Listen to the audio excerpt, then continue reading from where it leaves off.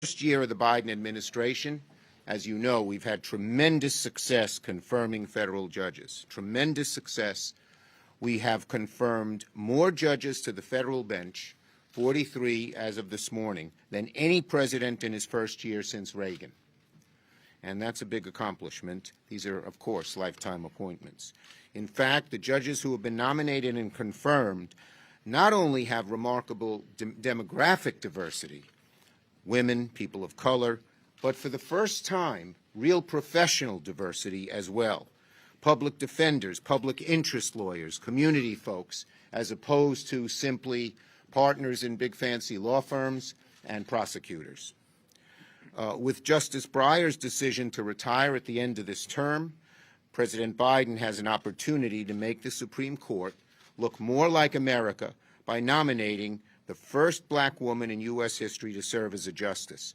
We have had 115 justices in the history of this country. Only 5 have been women. Only 2 have been African American. None have been African American women. So this is simply having the court reflect America, which it hasn't in the past. Until, I believe it is 40 or 50 years ago, there were only white males on the bench on the Supreme Court. So America changes and evolves and moves, and so should the Supreme Court. So what President Biden said is a good idea. Now, the Senate will have a fair process that moves quickly to confirm the president's pick. I applaud President Biden's commitment to choosing a qualified and a historic nominee. A more balanced, more diverse judiciary has been one of our top goals ever since we got into the majority a year ago. And we are achieving that, and now we will achieve that, hopefully, at the Supreme Court level as well. The more Americans look at our courts and see people who look like them and come from the same backgrounds and share similar experiences, the better off our justice system and our democracy will be. This week, Senate Democrats are working to confirm even more of President Biden's highly qualified nominees. And in the theme of continuing our success from 2021 into 2022, Democrats are focused on passing legislation that directly helps American families. Today, our economy is in the midst of a historic turnaround with record wage and economic growth. And people talk about, 5.7%. To me, one of the most important things in the economy is wage growth is real. For decades, economists and average folks decried the fact that wage growth was flat. In fact, some of the statistics I've seen show that for about 75% of all Americans, there was no real growth between 2000 and 2020. But now wages are going up.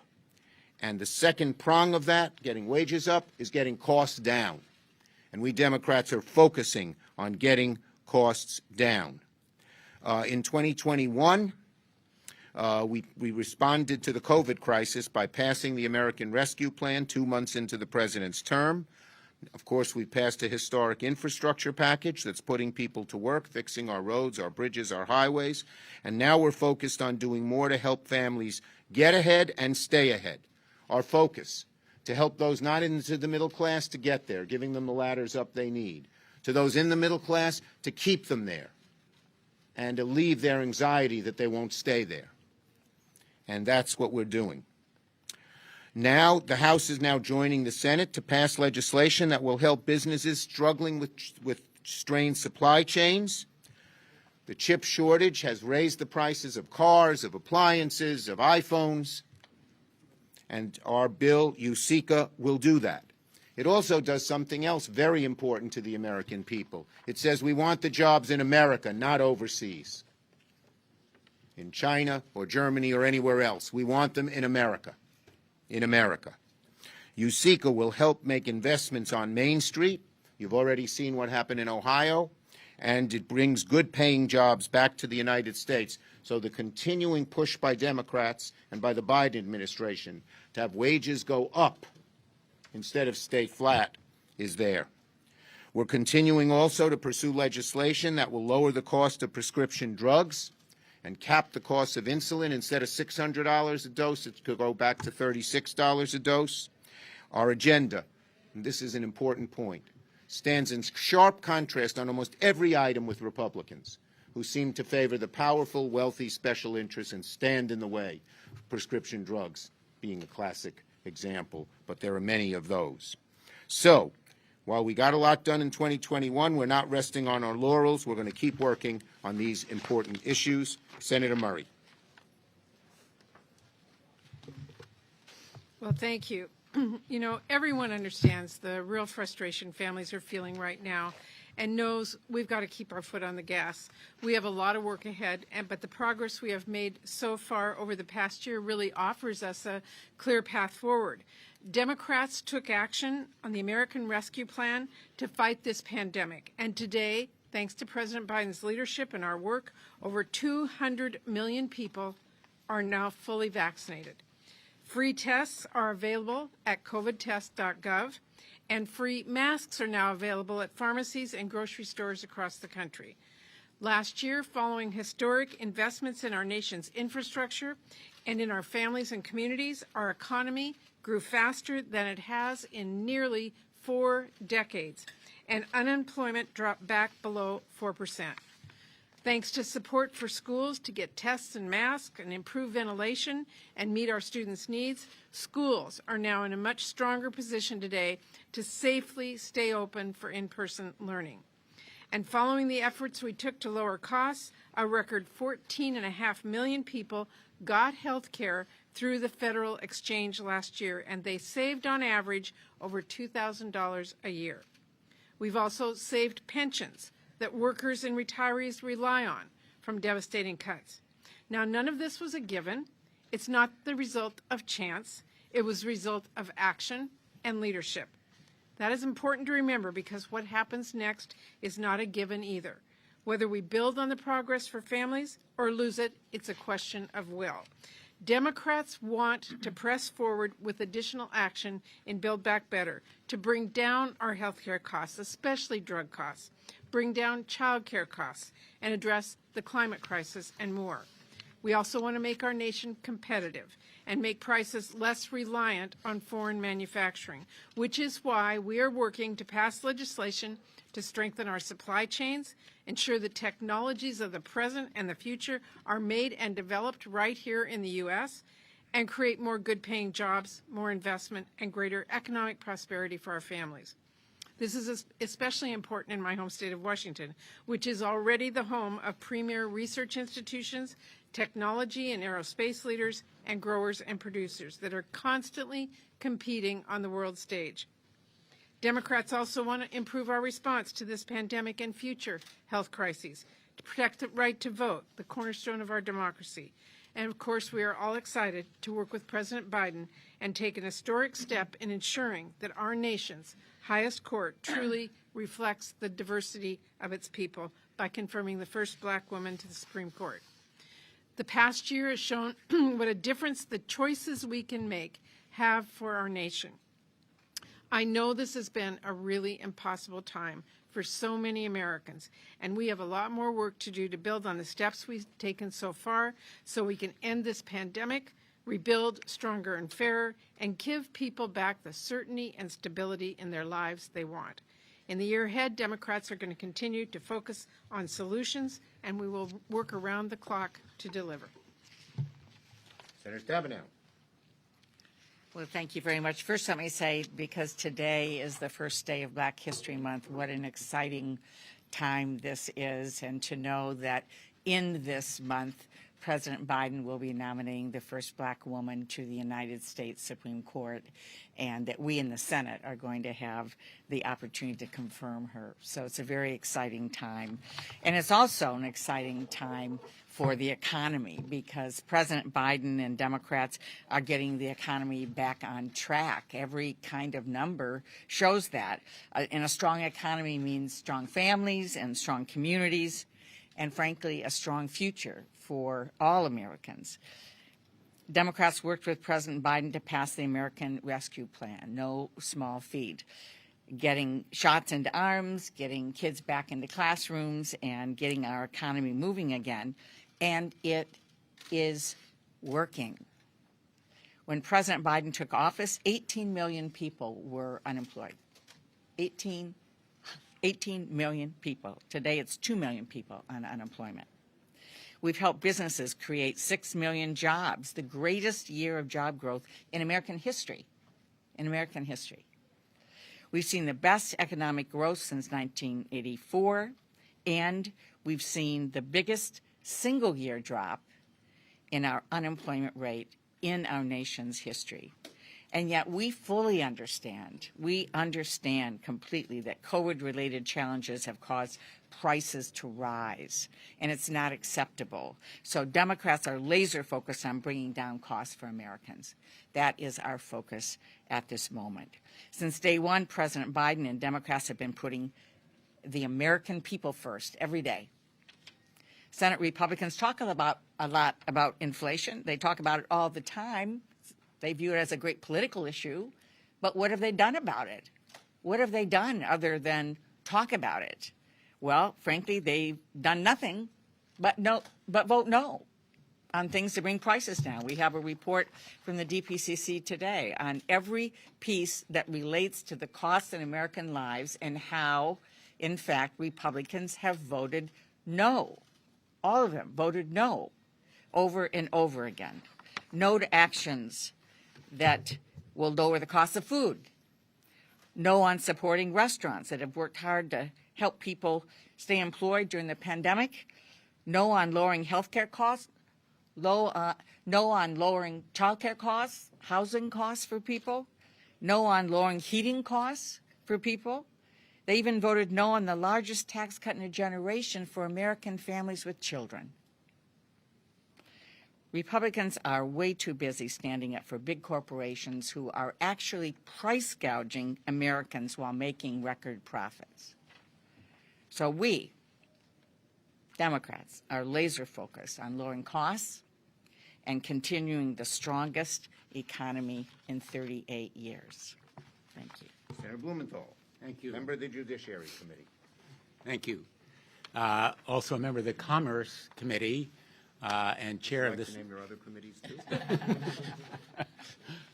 And chair of the Consumer Protection Subcommittee, where we are going to have a hearing in, well, I'm already late, on price gouging of COVID tests and other pandemic-related products. Price gouging on COVID tests. And I want to second and support my colleagues in what they've said about the priority we've given to lowering costs, particularly health care costs and prescription drug costs, and the need to pass measures to keep manufacturing in America and to make sure that we look at some of the areas of our economy that have not seen the kind of progress that others have. For example, restaurants. I was in a restaurant yesterday in Connecticut, in Hartford, Carbone's. Anybody who's been to Hartford knows about Carbone's. It's closed because it can't get restaurant revitalization funding, and replenishing that fund is absolutely critical. I'm grateful to my colleague, Senator Cardin, but also to Senator Wicker. It's a bipartisan measure. We need to do it, and Democrats have led on this issue, just to take one part of our program. I want to talk about President Biden's appointments to the courts. No president in American history, none, has made appointments as diverse as President Biden. This morning in the Judiciary Committee, we had testimony from 3 women nominees to the federal bench. One, a woman of Japanese descent whose parents were interned during World War II. Another, a Native American woman who grew up on a Navajo reservation. These kinds of appointees have broken new ground. Never before has any president made the federal bench look like the people of America. This diversity and inclusiveness strengthens the federal bench. And that's what President Biden will do with his nominee to the United States Supreme Court. Now, I've argued 4 cases in the United States Supreme Court, mostly before white male judges. I was a law clerk to Justice Blackmun at a time when the court was all white male judges. The strength of the courts is increased when litigants and the American people go before judges who look like America, and that's what President Biden is going to be doing. The Judiciary Committee has begun preparing. We're comparing notes. The White House has begun reaching out very significantly, and we are prepared to move quickly but fairly. And I am looking forward to a nominee who has such a compelling life story and qualifications that, in fact, there will be bipartisan support. I'm looking forward to a quick process that will be fair but expeditious. And I believe that we can do it, and we will. Thank you, Senator Blumenthal, members of Judiciary and Commerce Committee. Okay, yes, we'll start the left and work your way over. Leader Schumer, thank you. Senator Manchin earlier today said that Build Back Better is, in his words, dead. Is he right about that? Look, there are we're fighting hard for Build Back Better. There are lots of provisions in that bill that are very important, many of which Senator Manchin supports, such as, say, drug pricing. And so we are continuing to work on it, and there are conversations going on between Senator Manchin and different senators right now. Thank you. So on the Ukraine-Russia issue, are you concerned that the United States maybe should be more engaged in the military side of this? Not obviously putting troops on the ground or something like that. Compared to sanctions, and are you worried about divides in your caucus between what the administration is proposing doing and what's going to be done up here on sanctions? Well, Senators Menendez and Reich are working very closely together and are coming close to a final agreement on a sanctions provision. There are a couple of outstanding issues that they're working on, but I am hopeful that we can get a strong bipartisan sanctions bill to the floor relatively soon. Leader Schumer, especially in light of the former president's comments over the weekend suggesting that he thought Mike Pence could overturn the election, are you in favor of updating the Electoral Count Act? Do you support either of the plans that seem to be bubbling up among your members? I have encouraged our Democratic side to discuss and set up these bipartisan meetings with the Republican side. We'll have to see what they come out with. There's another bill that was introduced today, I believe. That was Senator King's bill on ECA. Look, reforming the Electoral College is a good thing to do, but it sure doesn't replace the need to deal with voting rights, dark money, and reapportionment. Next. Leader Schumer, will you be moving ahead with standalone votes on Build Back Better this month? And if not, then what's changed? Well, as I said, we're continuing to have discussions, and we will be moving forward on Build Back Better. You will see how we do that as we move forward. Yes, ma'am, and then you, Jonathan. What? Yeah, look, as I said, Build Back Better, we want to get as much of Build Back Better done as we can, and you will see us move forward on it. Do you have any comment on the report that former President Trump was actually personally involved in ordering the seizure of voting machines? And what impact does that have in your view that any ECA bill needs to be broadened to at least address election administration? On your second question, as I said, I thought ECA it has to do other things, and I mentioned three that were in the two bills that we had, the John Lewis bill and the Freedom to Vote Act. But dealing with interference with election officials, dealing with the issue you've brought up are important as well. And so I think that, just doing ECA is not sufficient. It may be necessary, but not sufficient. And ECA deals with the situation in 2024. A lot of these things deal with, like the situation you deal with 2022 and are more urgent and immediate. Yes? Leader Schumer, you mentioned the House action on the Competes Act this week. That bill is very different than the USICA bill that the Senate approved. Are you worried that sorting out the differences between that partisan bill and your bill? Well, as you know, I pushed the House to move for a long period of time. I care very much about this bill. Actually, the framework that they set up and the framework that's in the USICA bill are not that far apart. I believe all the gaps are very bridgeable. We're having productive discussions with the House Democrats. I don't know if any Republicans will support it in the House, but we're also having productive discussions with Senate Republicans, and we will get, I am very optimistic we will get this bill done very shortly. Okay? Last one from the background over there. That's you. That's you. Okay, do Being a Democrat, I like to call on people who are in the back of the room, not just in the front row. Go ahead. You got to say it again. I'm sorry. The House is set to pass the mandatory arbitration bill this week. Do you plan to put that on? We have great bipartisan support. I believe there are 10 Republican co-sponsors. It's a bill that we would like to move very quickly. Okay? Thank you, everybody. Thank you.